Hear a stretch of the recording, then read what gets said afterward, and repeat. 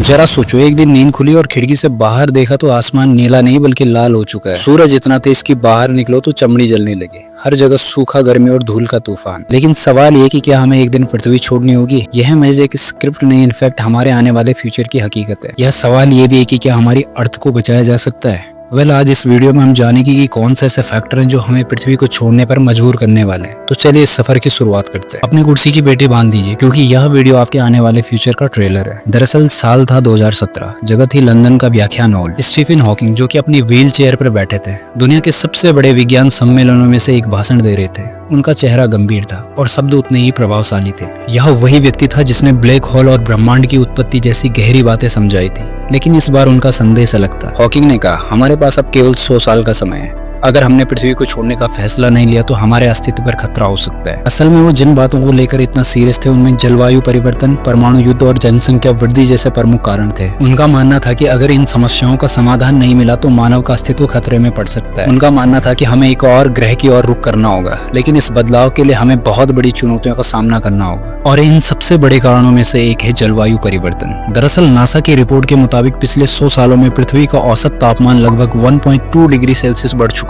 अब आपको लगेगा कि 1 डिग्री तो बढ़ा है, लेकिन ये वैसा ही है जैसे आपके शरीर का तापमान 98.6 डिग्री फ़ारेनहाइट से 100 डिग्री फ़ारेनहाइट हो जाए, मतलब सीधा बुखार। 2023 में तो यूरोप के कुछ हिस्सों में टेम्परेचर 45 डिग्री सेल्सियस से ऊपर चला गया था और आर्कटिक महासागर में बर्फ इतनी तेजी से पिघल रही है कि 2100 तक कई तटीय शहर डूब सकते हैं। दूसरा सबसे बड़ा कारण देखे तो जनसंख्या विस्फोट भी इसका बड़ा कारण है। दरअसल संयुक्त राष्ट्र की रिपोर्ट कहती है कि साल 2100 तक दुनिया की आबादी 11 अरब तक पहुंच सकती है। और सोचने वाली बात यह है कि इतनी भीड़ में खाना, पानी, रहने की जगह और ये सभी चीजें कहाँ से आएंगी? देखो, आज भी दिल्ली और बॉम्बे जैसे शहरों पे सांस लेना मुश्किल है, तो सोचो 50 साल बाद क्या हाल होगा। 1983 में सोवियत यूनियन के एक अफसर ने गलती से अमेरिका के हमले को समय रहते समझ लिया था। अगर उस रात गलती की होती तो शायद हम और आप आज ये वीडियो नहीं देख रहे होते। आज 13,000 से ज्यादा परमाणु हथियार दुनिया में है। एक छोटा सा बटन और सब खत्म। लेकिन सवाल यह है कि अगर कभी जरूरत पड़ी तो हम जाएंगे कहाँ? दरअसल एलोन मस्क की कंपनी स्पेसएक्स का सपना है कि 2050 तक मंगल पर एक पूरा शहर बसाया जाए। लेकिन यहाँ भी ऑक्सीजन ना के बराबर है और साथ ही रेडिएशन इतना ज्यादा है कि कैंसर जैसी बीमारियों को बुलावा दे सकता है। हालांकि देखा जाए तो अर्थ से मंगल ग्रह तक पहुंचने में लगभग 6 से 9 महीने तक लग सकते हैं। मतलब वहां जाना है तो फर्स्ट क्लास में नहीं, इनफैक्ट डेंजर क्लास में जाना जैसा होगा। अब सवाल ये भी है कि क्या टेक्नोलॉजी हमें बाहर जाने देगी? दरअसल एलोन मस्क ने रीयूजेबल रॉकेट बनाए,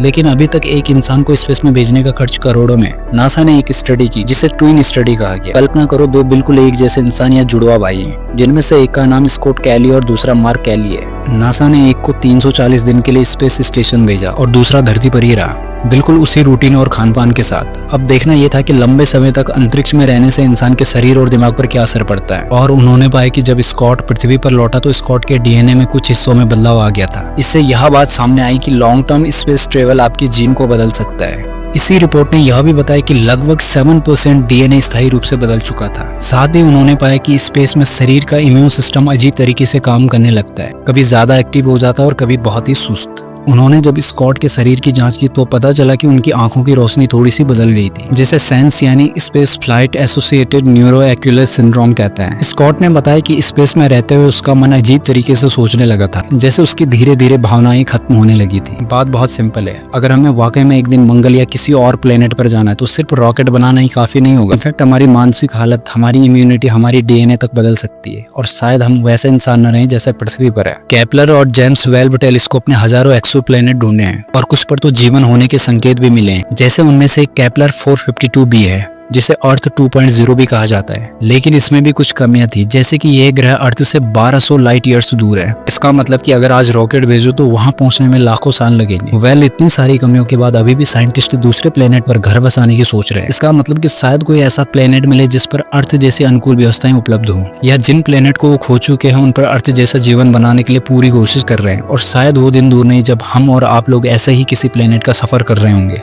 मुझे ऐसा लगता है कि किसी भी चीज से भागने की बजाय हम उसका सॉल्यूशन ढूंढें तो हमें पृथ्वी, जो कि हमारी माँ है, को छोड़ने का कोई विचार नहीं आएगा। बट साइंटिस्ट इस काम में लगे हैं क्योंकि वो फ्यूचर विजन को लेकर चल रहे हैं और हम और आप लोगों के हाथ में बस एक चीज है, वो है अर्थ को बचाना। जैसे पॉपुलेशन कंट्रोल, प्लास्टिक और कार्बन जैसी हानिकारक चीजों का यूज कम करना और ज्यादा से ज्यादा मात्रा में पेड़ लगाना। ये जो जंगल काटे जा रहे हैं उन्हें बचाना। और मुझे ऐसा लगता है कि स्पेस में जाना जरूरी है, लेकिन भागने के लिए नहीं, सीखने के लिए। क्या 2050 तक हम और आप किसी दूसरे प्लेनेट का हिस्सा बन चुके होंगे, या ये इतना भी आसान नहीं है? हाँ, शायद आने वाली जनरेशन को ये नज़ारा देखना पड़ेगा। बट मुझे अगर चुनने का मौका मिलता तो मैं अर्थ को चुनता। आप किसको चुनते? कमेंट सेक्शन में अपनी राय जरूर दें। इस वीडियो को ज़्यादा से ज़्यादा लोगों तक शेयर करें। और अगर आपने हमारा चैनल सब्सक्राइब नहीं किया तो चैनल को सब्सक्राइब कर बेल नोटिफिकेशन को ऑन करना ना भूलें, ताकि जब भी हम आपके लिए वीडियो लेकर आएं तो वीडियो का नोटिफिकेशन सबसे पहले आप तक पहुंच पाए। तो मिलते हैं अगली वीडियो में एक नई एनर्जी के साथ। तब तक के लिए सीखते रहिए, एक्सप्लोर करते रहिए। धन्यवाद।